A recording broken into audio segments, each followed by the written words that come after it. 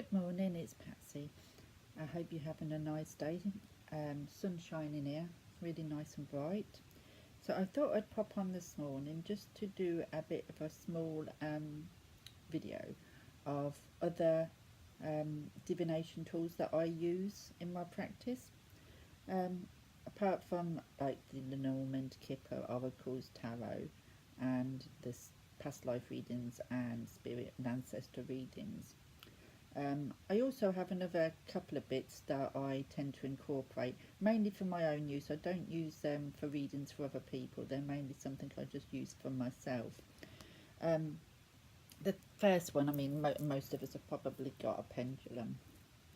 I've got a couple. This is the one that I use most because it's clear quartz, and I do like to use clear quartz. I don't use it a great deal. Sometimes I'll grab it off my altar for a yes or no answer, but that's about it. Sometimes I'll also use it to see if any of my chakras are blocked, but apart from that I don't use it a great deal. I have got a board, that a pendulum board, but again I've never really used it. It's just one of those things I've got and I sometimes use, but very rarely. It's not something I reach out to if I've got a question I need answering. I'll mainly use the tarot or something else to get the answer rather than my pendulum. But for a yes/no answer of something that's not particularly that important, or I will grab this. But apart from that, I don't really use it an awful lot. But it is there if I need, if I want to. So that is the first thing I was going to show you. And like I said, it is a lovely. I do love quartz, clear quartz. So that is the first thing. Now the second thing I wanted to show you is this little bag here. I bought these off the internet. I think it was only something like £8–9. They wasn't expensive, but I wanted to do learn the runes, and I did have a set of runes, but I just couldn't get to grips with them. I think at the time I was learning so much stuff all together that I just didn't have the time and the patience really to put a lot of work into them. But I did want some runes, so I bought these witches runes, not witches runes. Oh, there we go. The symbols on them. I don't know if you can see that. I don't know how to see how to best show you these. Don't know if you can see. No, kind of. You can kind of see they're embossed in like a gold. Let me just put these ones down. Oh, and then let's see if I can find a way to sort of show you better. No, not really, is it? You can't really see clearly, but there we go. Anyway, so that's the first one I'll show you. That's the sign of, it's like a Y. That's the sign of the female energy. So it can, represent the female, or it can represent feminine energy. And this one, that's a bit clearer. Look, that's the male. So that's the masculine or the male energy. So you get your female and you get your male ones. Then I'll show you. We have the skies. A minute, see if we try and find where the best place to show you these. Oh, there we go. It's a little bit clearer there, like the skies. So that is, mainly about something what's ending in your life, something that's being cut out of your life, or something what's going to happen quite fast and quite out of the blue, and you're probably not going to be aware that it's going to happen till it happens, sort of thing, and there'll be no way of stopping it. But I will usually read this to which way the edge there is pointing there. The rune, this is what's going to be cut out, this is what's going to end. Sometimes it doesn't have to be a negative meaning, because sometimes it's cutting something out that you do want out of your life. So that's the other one. Then we've got this one, which is, where was we? It's like a crossroads. I don't know if you can really see that. There we go. It's like the 4 different directions there. The arrows point in all directions. And this is about making major decisions in your life and choosing, you know, which way is to go forward this time. Um, Sometimes it will come up if you're afraid to make that, you know, make a movement, and you're just sort of sitting there not making that decision. So that's that one. Then we have this one, Triqueta. Oh, I can't see it. Yeah, there we go. And that will come up to do with love and romance and deep partnerships and deep, you know, that kind of all to do with love and marriages and all that kind of nice stuff. So that is that one. Then we have, oh, let's have a look at this one. So we have this one. I don't know if you can really see that. It's like, looks like a little wavy line sort of thing. 3 lots of wavy lines. Now this one is flight. So this is about, supposed to be like 3 birds or whatever flying, but it's about movement. It's about communication and information and travel of all kinds. So this is what comes in with this one, with flight.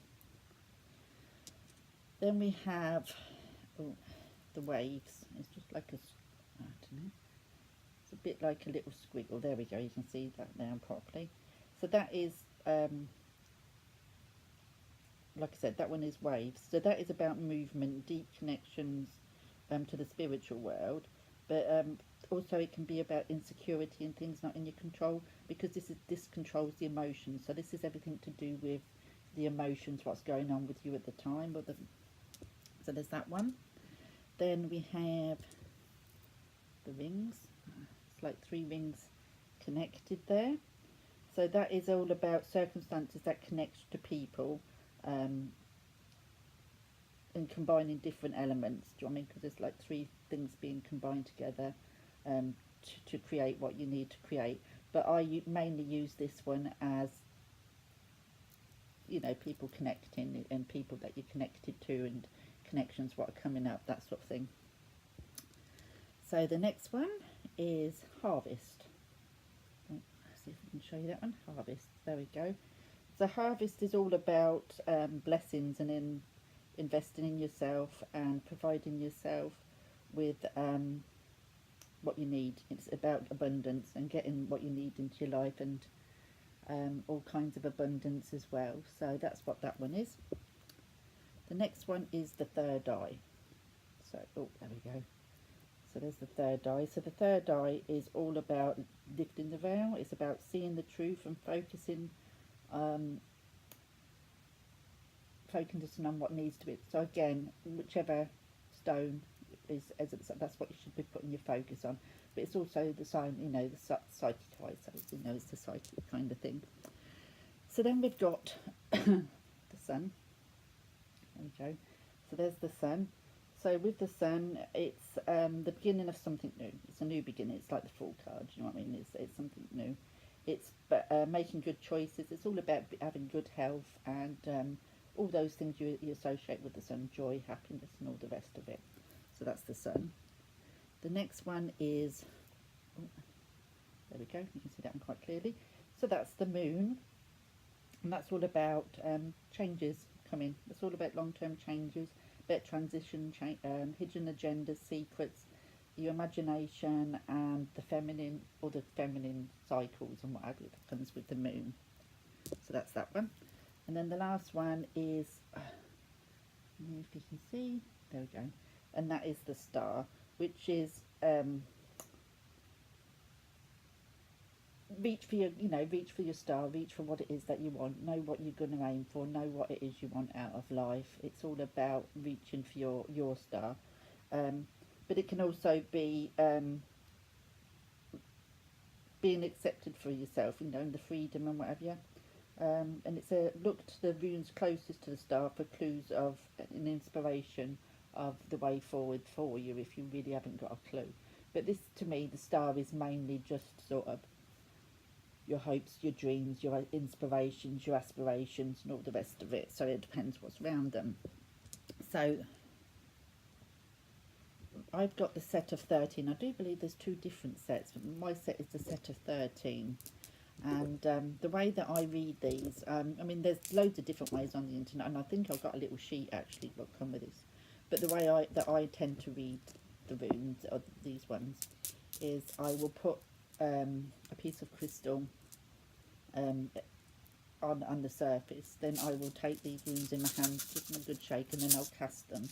The ones that land nearest to my crystal, my quartz crystal, is the most important, and then work my way out to the outskirts, you know, the ones at the ends. If they're upside down, I don't read them. I only read the ones what are face up. But I'll start near the crystal because that's the most important message for me, and then work my way out because that's not the most important part of the reading, or they're further, you know, they're not going to happen till a bit further into the distance. It depends which way you decide you're going to read them. It's about setting your intentions. So that's how I read the runes, the witches' runes. But there is different ways, and like I said, sometimes I just pull 3 and just get a message from the 3. I just dip my hand in the bag and pull 3. So it depends. So the last ones that I want to show you is my little jar of charms. So I started collecting these, and I suppose I've probably got about in between 70 and 100 of these in here. And they're just these cheap little silver charms. You can buy sets of off the internet for a few pounds. They weren't expensive, but they've all got different, I don't know if you can be able to see, different things. So that is a psychic ball sort of thing. Whoops, that's like I'm reading a psychic ball sort of thing. So that's my psychic sign. Or the intuition, that sort of thing. You put your own meanings to them, you know, like this is to me this is the moon, so again this will be about intuition and things not seen properly, and you know, very similar to how you'd use your symbols on the tarot. And then I have a little seat, a little chair, if you can see that. So if that come up, that would probably be, again, you're using your intuition and depending on what else comes up, but that is probably the need to sit down and rest, you know, that you need to take time to rest. You're doing too much, you're charging around too much and not getting enough rest. This one, it's like a little ghost, so this can be messages from spirit, or even, what was I going to say? Ancestors coming through or whatever, you know. Again, we have a star. Like I said, as long as you're consistent in what you tie to the message, do you know what I mean? And got yourself a set of keywords. That's like a little crown, like, you know. So when that comes up for me, mainly that is like something that you're going to excel in, something that you're going to do well in, that sort of thing. Then we have, I have a little spider's web. Okay, I don't know if you can see that very well. There's a little spider's web, about everything connected and everything around it connected. Then we've got like a tower. It's the Eiffel Tower, but to me, a tower is about solitude, being cut off from the world, and lonely, that kind of thing. Then we have some angel wings. Again, you know, that could be a message for your angel. Then that's my female significator. If I want one, she's got a little pink bit at the top. I've got a boy one as well with a blue one on top. I don't know if I can come across that one. Then we have like a little chalice, a little cup. So again, that could be the start of some emotional journey, very similar to the Ace of Cups. Right there. We have the anchor, which very often shows stability and being, or even stuck in a rut. It can be either way depending on the others, and depending on what you're looking for. A little tennis bat, you know, if that comes up, that would be very often like, you know, a need to be more active, a need to be a bit more out there, sort of thing. And we've got a little cross, which could be faith, spirituality, or it could be a burden. Again, it depends. Then we have, I think it's like Pegasus or whatever. It's just got wings, but that's looking at things from a different perspective. Flying, not being grounded, sort of flying above your problems and sort of looking at things from a different perspective. Then there's a tree, the tree of life, and when that comes up for me, that is the health, or because of the association with Lenormand. The tree that in Lenormand is often to do with your health. So this could be about, or it could be about your family tree if it came up with the ghost. It could be about ancestors in your family tree. Oh, trying to get them out. They don't want to come out. The corn and the cob. So again, that could be about abundance or harvesting something. There's the male with the little blue bit on the top to go with the female. Oh, get, maybe have a wand. Oh, the fire energy, a little wand, creativity, and all the best what goes with the wands. I'm not going to show you all of them. Then we've got like the dagger, which I use as the element of the swords. So again, the same sort of thing as you would in tarot, the communication, the anxieties, etc. Which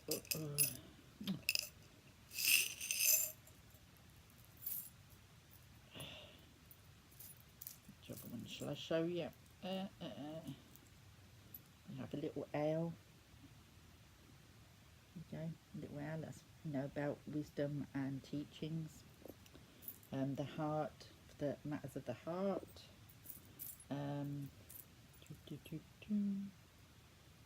I've got some associations with the season. So if this come up, it would be the winter time because that's a little snowman.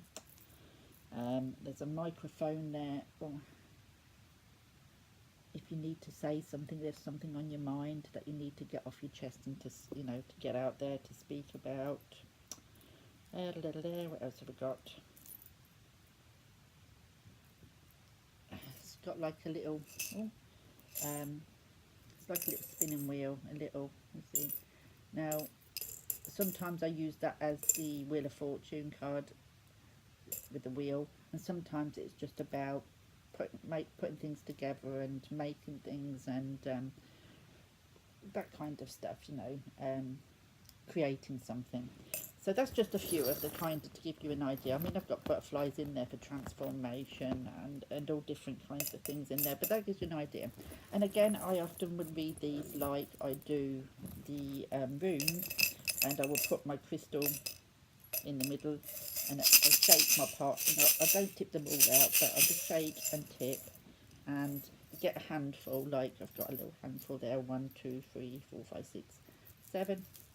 Cast them, and which ones land nearest to the crystal is more important than the ones at the edges. And again, if they land upside down, they don't get read because they've no importance.